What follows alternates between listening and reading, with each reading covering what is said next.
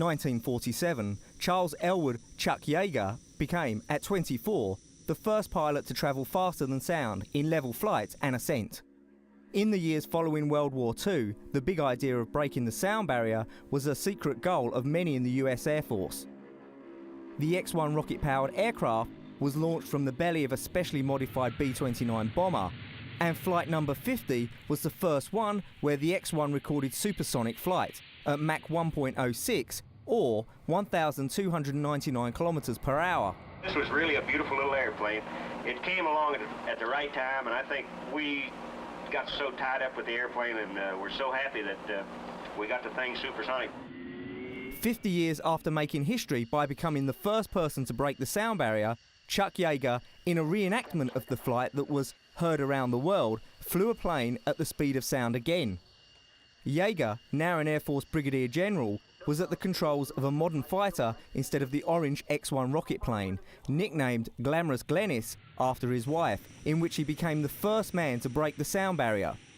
This time, he was again accompanied by Bob Hoover, who was his backup in 1947 and who photographed the X-1 hurtling past with characteristic diamond-shaped shock waves blasting from its 4 rockets. Then an ace combat pilot, Yeager was testing a rocket-powered research plane, the X-1, when he pushed the craft past the sound barrier for the first time. Yeager, who had distinguished himself in World War II, went on to train a generation of NASA astronauts. Yeager epitomised a new breed of crack pilots who risked, and often lost, their lives flying a variety of experimental craft from the 1940s to the 1960s. I just tell people I'm no hero. I'm just a kid that, it's the right place, the right time. At precisely 10:34 a.m, the sonic boom reverberated around Edwards Air Force Base in California's Mojave Desert, as the then 74-year-old Yeager piloted an F-15 fighter through the sound barrier at more than 30,000 feet or 10,000 meters above the base. Another difference this time was that the world heard about his flight. In 1947, the Air Force and the National Advisory Committee for Aeronautics, the forerunner of NASA, kept his feat secret until the 15th of June the following year. When he did it the first time in 1947, the sonic boom reverberated from Southern California around the world, opening up a future of supersonic flight and space travel. The speed of sound, Mach 1, is roughly 660 miles per hour, or 1,056 kilometers per hour, at 40,000 feet, or 13,333 meters, and many experts feared his plane would disintegrate when he did what no other aircraft had done before. In a post-flight ceremony that also unveiled a postal stamp commemorating the 50th anniversary of the first supersonic flight, Yeager returned the keys of all the Air Force planes he had flown during his career. However, he kept the keys to the F-15 he had just flown, saying he would use them on an exhibition flight the following weekend.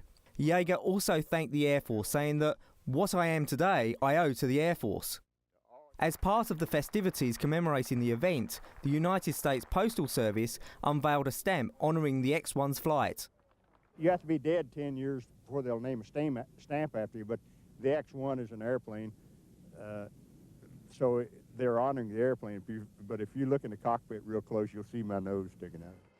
At the time, Yeager, who was 74 years old and still in the cockpit much of the time, said he was finally giving some thought to retiring.